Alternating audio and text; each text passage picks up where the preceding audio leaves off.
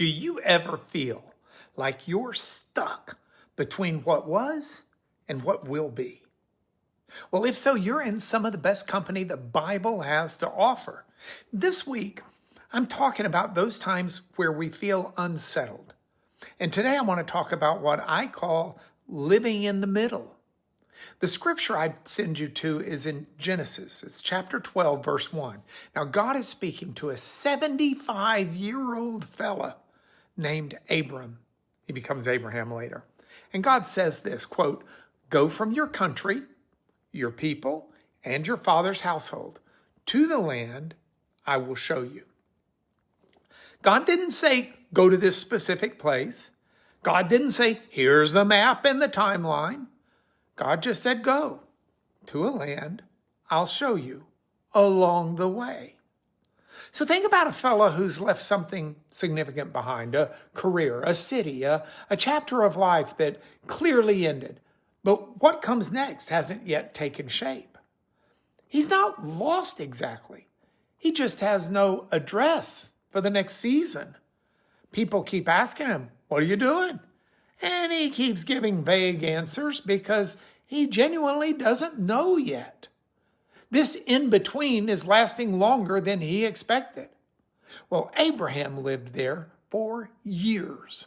So did Moses in Midian. So did Joseph in prison. So did David hiding in caves long after he'd already been anointed king.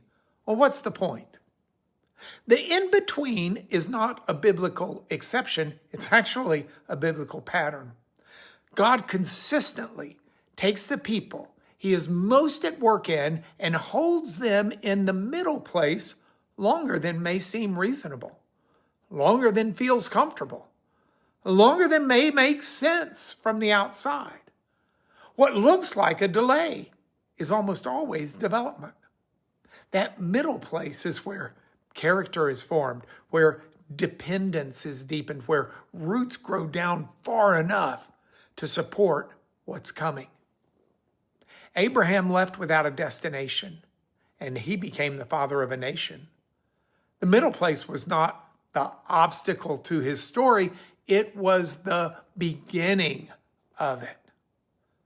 So who in Scripture do you most identify with right now?